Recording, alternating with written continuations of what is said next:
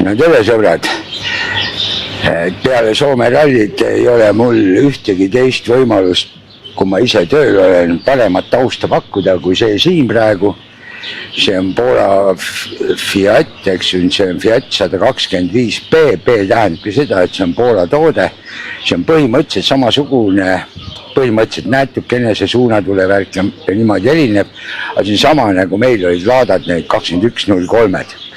Niimoodi, et see on mingid rekordid teinud ja keskmine kiirus mingisugust vahemaid sõitnud seal ilma stopita vist nii palju kui ainult tangiti ja värki, et ma oma loosse panin selle kirja ka üles, mis seal ees on, aga ma mõtlesin, et see mingi plekist on üle kleebitud niimoodi, aga see on pesu ehtsalt graniidist suurest tükist välja tehtud, välja tahutud, lihvitud, värgid tehtud. Paistab, et üks ühele mul sentimeetrit kaasas ei ole meetrit, tegelikult oleks pidanud autost võtma, üle mõõtma, et kas on täpselt koopia, aga väga vinge graniidist tehtud niimoodi, et ütlemata äge postament ühe tankla juures. Mul igimulli otsa ees 33 kraadi oli kuuma ja nii ta on, aga kuna Soome ralli läbi on, siis ma võtaks ka enda poolt Soome ralli kokku, enne kui suured spetsialistid ja teadjad inimesed nagu Poolesteitsi saates räägivad, siis Parkvel Meed ma enam ise kuulata ei saa, seal on ka head spetsialistid, aga okei, las ta olla, ma räägingi lihtsalt niimoodi, ilma et ma olen igasuguseid muid jutte kuulnud, et räägin nii nagu mina arvan ja kuidas mina on. Üks, ma ütlen teile raudselt, minul oli emotsioon jumala laes ja jumala äge ralli, oli ralli fännile seda vaadata telekast. Ma usun, et koha peal oli ka kindlasti üliäge.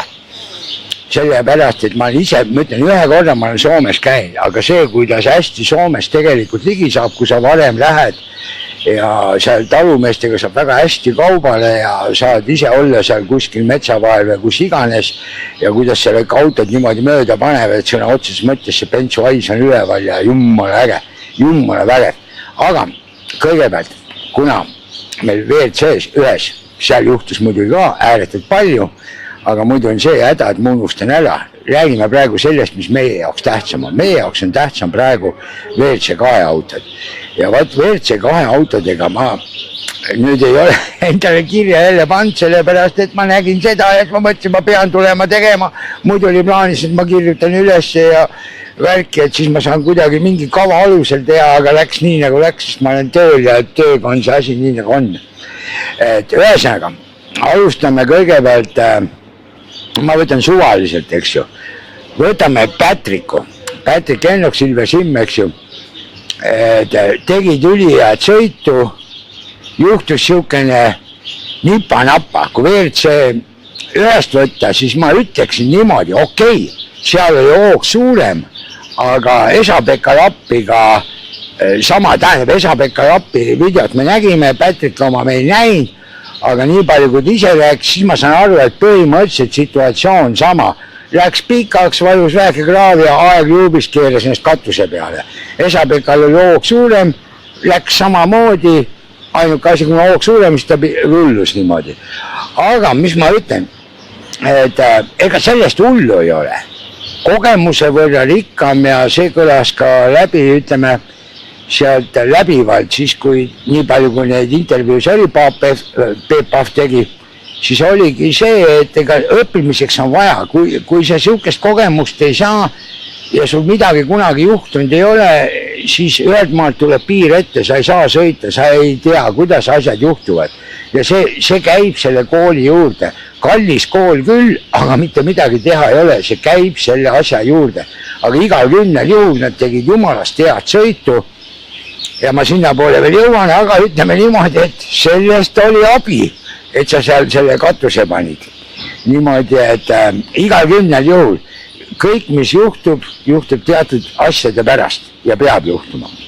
Okei, võtame, kelle me veel võtame. Siis on Joosep Ralf Nõgene.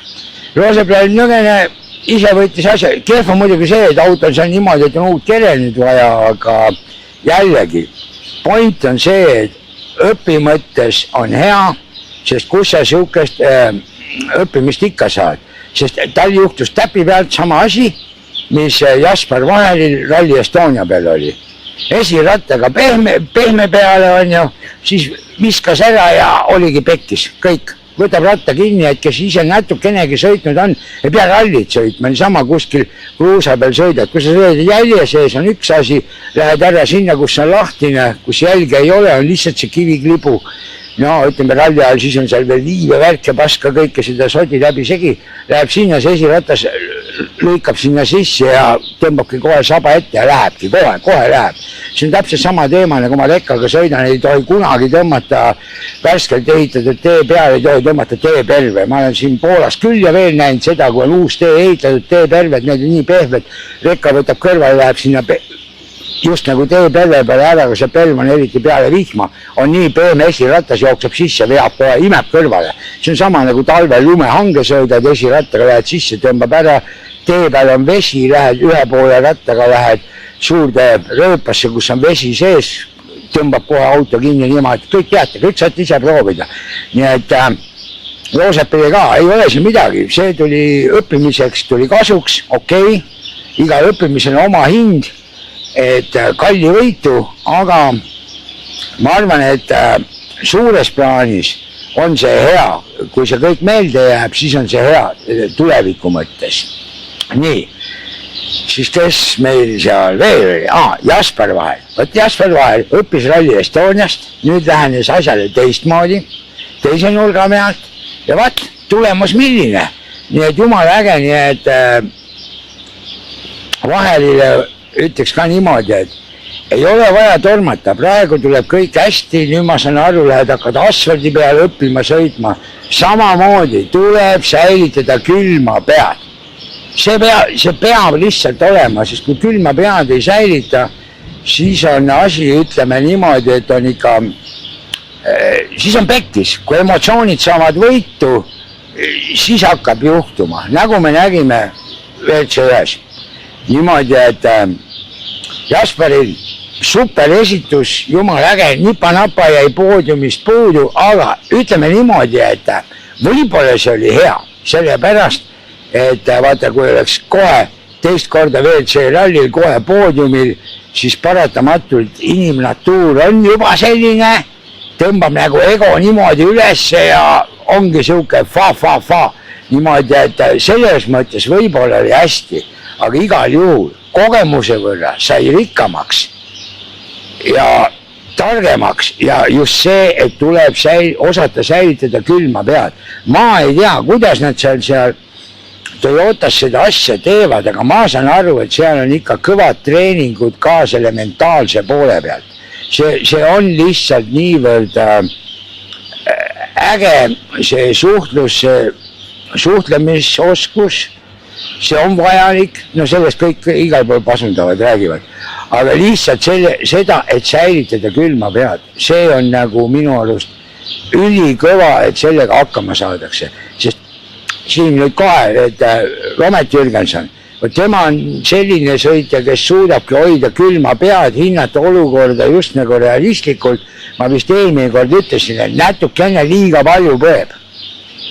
Ta on korra mees sedasi ja analüüsib asju natukene liiga palju, et kuna ma saan aru, et M-spordis teda vingelt toetatakse, siis oleks ka mingil moel võiks natuke rohkem proovida, et kui muidu ise ei julge proovida, siis sõna otseses mõttes küsida tiimist, kuulge öelge ära, et võin ma panna niimoodi nagu, et seal piiri peal, et ma proovin seal piiri peal panna. Kas või küsi, vaata, mis ütlevad, kui ütlevad, ei, ära autot ära lõhu, selge, okei. Võib-olla see ongi nii olnud ja ega ta ju meile seda ei ütle ja ei peagi ütlema, aga no mina arvan niimoodi, et see võiks nii olla, sest praegu ta sai ka, minu arust reede oli, kus oli, aga laupäev pühapäev sai minu arust väga hästi hakkama ja ega sa seda kindlust ja kogemust ju muidu ei saa, kui sa ei saa kiiresti sõita, ütleme seal piiri lähedalgi, aga kui sa hoiad seal vingelt tagasi, siis no, ei saa. Ma olen sellest korduvast rääkinud, aga ei, ma arvan, et Rometil ei oleks vaja mitte millegi üle muretseda Siim Ojal, et küll nad saavad M-spordis jätkata ja nagu siin on neid väljaütlemisi palju olnud, M-spordil on Rometiga suured projektid ja suured investeeringud niimoodi, et ma arvan, et ei tasu muretseda.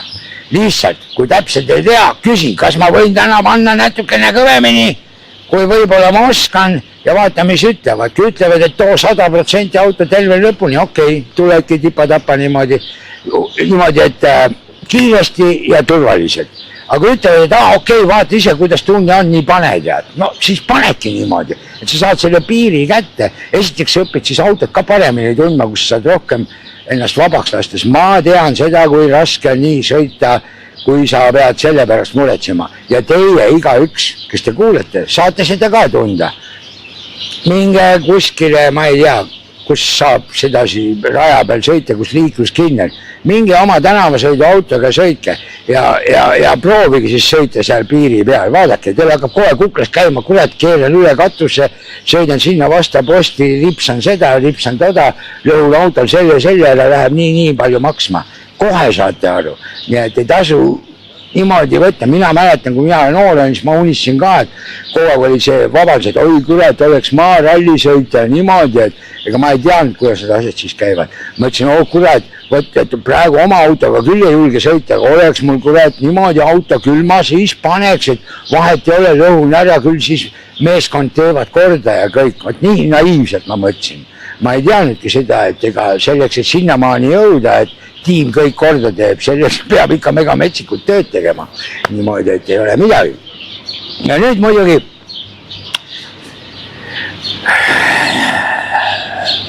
kes meil võitis? Loomulikult Vilves võitis. Vilves võitis, Jako ja Robi võitsid, jumala tore. Ja vaata, Robi on minu arust ka selles mõttes jumala küps, et suudab niimoodi külmaks jääda.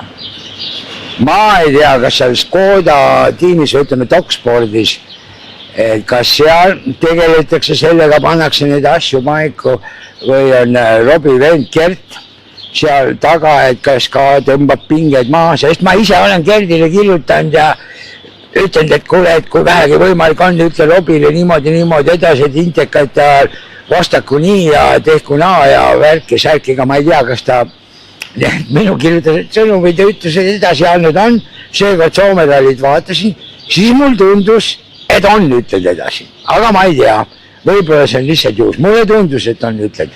Nii et aga igal 10 juhul, vaatamata sellistele valusatele pillidele, mis tuli alla neelata seal, et ta suutis jääda ikkagi säilitada külma pead, mitte see, et lähen nüüd vihaga ja panen vihaga ja näitan, et ma olen kõve mees, et suutis säilitada selle stoilise rahu. See on kõige tähtsam. Muidugi, see, mis see nominaalaegasse puutub, eks siin spetsialistid pärast räägivad veel, mina leian niimoodi, et see peaks olema kuidagi mitte nii, et seal nii nagu nad praegu põhjendus oli toodud, kui Vilvesele seal pandi kurat ja puu pea 25 sekki või palju seda kaotust pandi. Et seda siin jama, seal peaks olema kuidagi niimoodi, et kui ütleme, mitte see, mis on läbitud distants, aga ütleme, kui palju sõitjaid on raja peal. Kui 1/3 sõitjaid on juba startinud, näiteks 1/3 on startinud või juba 100% läbisõit kuidagi niimoodi, siis umbes niimoodi nominaalaega hakatakse kuidagi niimoodi arvutama. Kui neid on vähem kui 1/3 startinud, no näiteks ütleme startinud, vähem kui 1/3 kogu võistlejate arvust selles klassis, siis on niimoodi, et kui tuleb siuke situatsioon nagu oli, siis ongi kõik saavad põhimõtteliselt 0 aja, niukse aja, et ütleme see, kes oli nagu antud olukorras veel, ütleme, mis oli esimene aeg, kõik saavad täpselt ühesuguse aja. Nominaalaeg on 1 aeg, nii kui oleks 0 kõigil. Kõik lähevad samamoodi edasi. Ja nii lihtne see ongi. Sest niimoodi siukse ehku peale tõmmata praegu, okei, ralli jumal oli meie poolt, pandi asi paika pärast teisega, sest Teemu tegi siukese jopaka vea, eks ta võib seal minna ja vaidlustada seda veel ja niimoodi, aga ütleme suures pildis tegelikkuses vahet ei ole. Sest ma arvan, et oleks olnud pealtvaatajad õnnelikumad, oleks olnud sõitjad ise ka õnnelikumad, kui oleks niimoodi, et ei oleks midagi siukest juhtunud ja nad olekski saanud sõita nagu mees mehe vastu ja kes siis taktikalisest kuna järgi annab ja kes ei anna, sest ütleme niimoodi, et Teemul oli seal rehviga mingi teema, aga ütleme seesama kuulubkatse, kus Ogieriga värk oli, siis ju Pilvesel oli seal mingi anduriga, miks ta aeglaselt sõitis, eks ju. Niimoodi, et olekski see balanssis olnud ja ma oleks lõpus näinud tegelikult siukest päris ägedat andmist, kui ei oleks, ütleme ilmselt, ma arvan, et ilmselt oleks, kui see oleks niimoodi väga nipa-napa olnud, siuke sekund 2 vahet ainult, ma arvan, et ega siis oleks Dokspordist ja Pilvesele niikuinii öeldud, et kuule, sõidad, lähed kindla peale, tood auto lõpuni, kõik, finito. Auto tood lõpuni, võtad teise koha punktid, kõik. Et ei ole mingit andmist sedasi, ma arvan, seda oleks kindlasti öeldud. Ja ütleme, et see on hea, sellepärast, et okei, ta oleks võinud muidugi, ütleme niimoodi, isegi kui oleks ebaõnnestunud, nulli saanud, siis veel nii palju rallisid on, aga siis oleks pidanud kõiki sõitma liiga viimase peal. Praegu on järgmised rallid nagu siuke suht hea lihtne võtta, ütleme niimoodi. Aga jah, siin olgu siis ralli 2-ga ühel pool, et üks kaamera lõpeb ära, siis läheb teine kaamera niimoodi, et vaatame. Aga nüüd WRC juurde. WRC-s on nüüd siis ka, kõik panid, esimesena pani siis, kes see Joshua või, kes esimesena väljas käis seal. Läks ka loljakalt jäi põhja peale kinni. Väga äppu värk, eks ju, ütleme niimoodi, ütleme loll situatsioon. Ei olnud väljatõmbajaid, ei olnud midagi, et täiega pekkis. Aga ütleme niimoodi, mitte midagi teha ei ole, ralli on ralli, mitte midagi ei ole teha. Nii ta on. Sõitis ta iseenesest tegelikult, kui arvest seda, kuidas muidu need tulid ja äpud olid siis siukse suurte kiiruste peal, tegelikult tibi-tobi ja ma arvan, et ütleme kogu Fordi sõitjatele see siukesed kiired rallid, need toovad selles mõttes enesekindlust, et kui pärast aeglasemate rallide peal sõita, siis nad ei pea nagu mõtlema kiiruse peale, vaid mõtlevadki nende tehniliste osade peale rohkem, sest siis on nagu silmad, värgid selle kiirusega harjunud, neil on just nagu rohkem aega mõelda kuskil, kuhu keeran, kuna pidurid, kuna gaasi, värkini, et ma arvan, et tuleb kindlasti vingelt kasuks. Esapekasse mina ei uskunud. Absoluutselt natukeski, ma ei pannud kuskil ennustusse ka teda, mis siis, et Soomes, mis siis, et nagu koduralli. Aga üks asi on see, et see Hyundai, aga teine asi, mulle tundub, et tal on viimasel ajal siuke olek, et siuke muhe mõnus, mulle ta meeldib, siuke muhe olek, okei, kui pakutakse, kustutakse raha, antakse, hea küll, eks ma tulen, sõidan, väike papp kulub ikka ära, aga ja ta nagu ei suuda keskenduda sellesse teemasse nii hästi ja tal ikka juhtub, ta ei saa seda autot nii paika ja laseb nagu siuksest rasvast nagu peaks tulema, aga vaata, kui see auto ei ole nii, siis sa pead ise ka olema väga ergas, väga valvas ja niimoodi paraku on ja käkkis ära, mitte midagi teha ei ole. Teine Martin Sesks.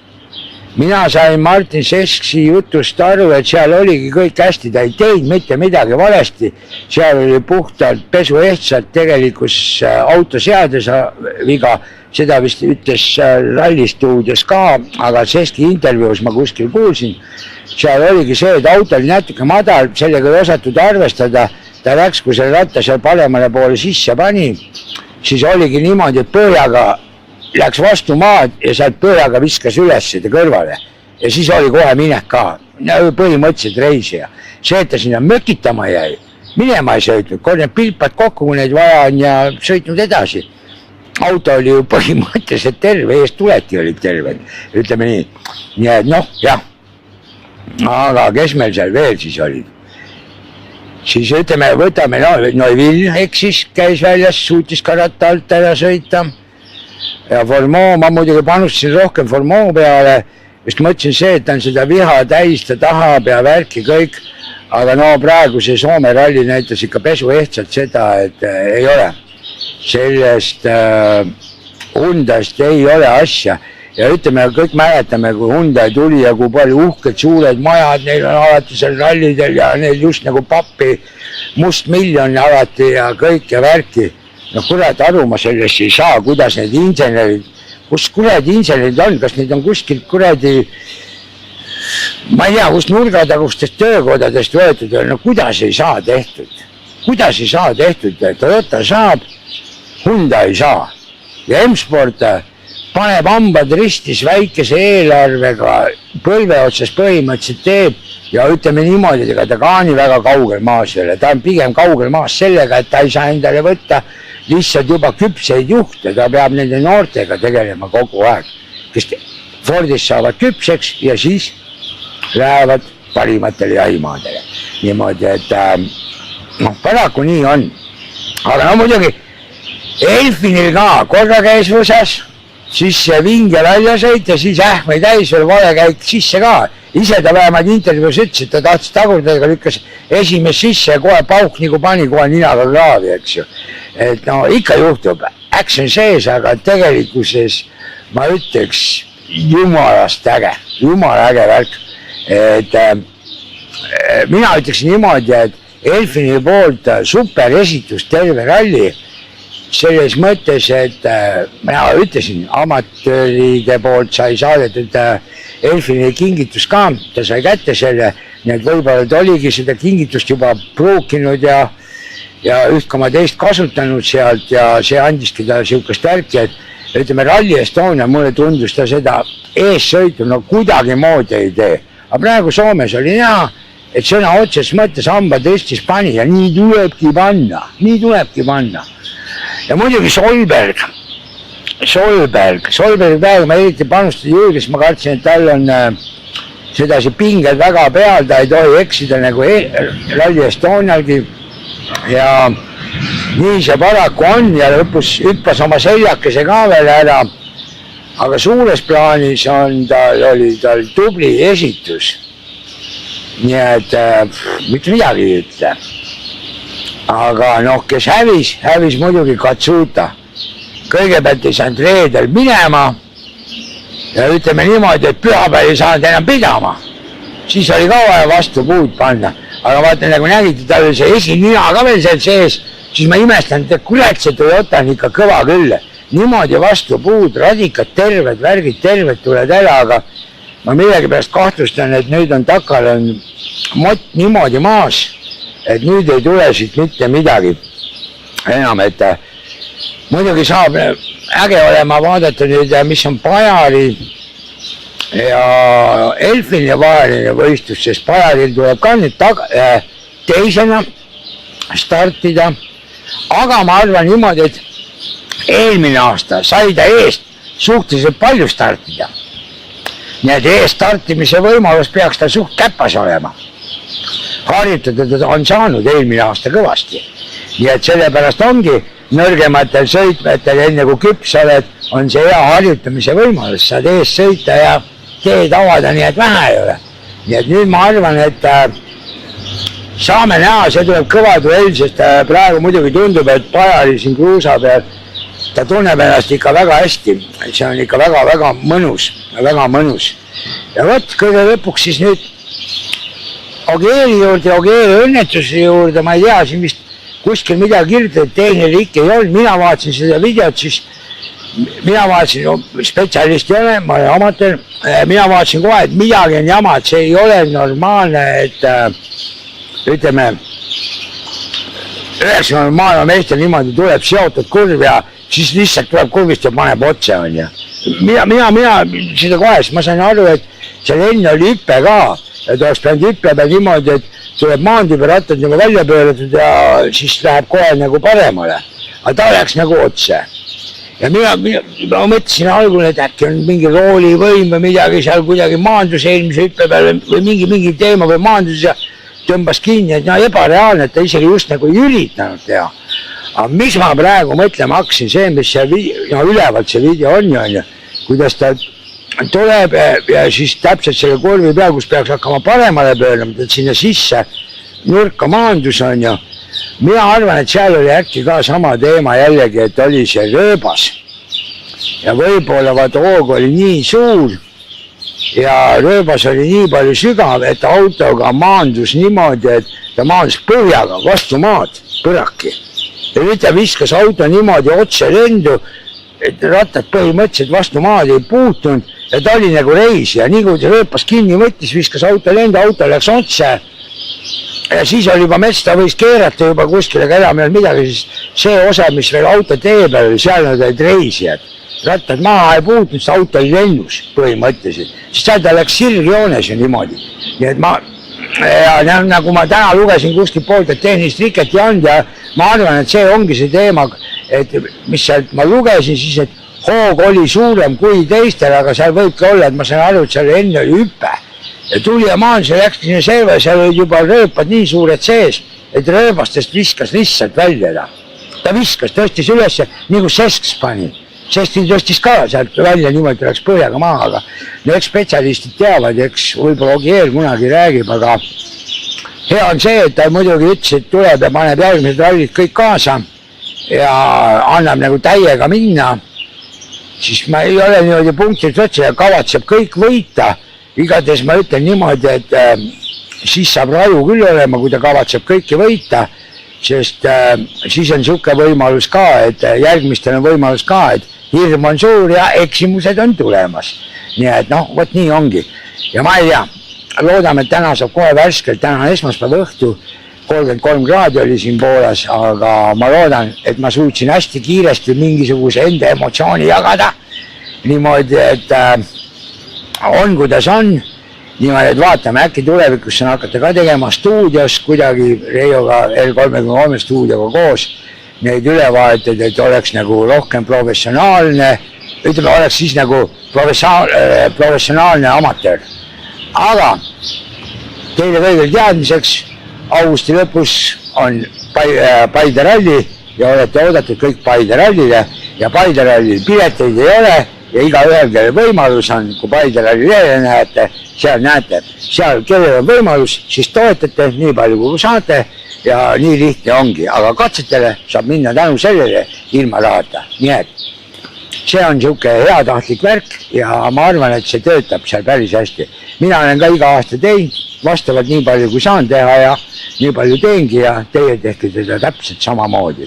Aga siinkohal ma lõpetan ja vist mahtusin 30 minuti sisse ära niimoodi, et tšau, pläu, laikige, pange pööle on sama asi, jagage, tublimad haibivad ja kellele tükki küljest ära ei võtta, nüüd võivad superaitäh ka panna, siis on amatöör happy. Nii et siin Poola Fiat 125B kivist kujuna, kaljuna minu selja taga. Nii et, tšau, pläu!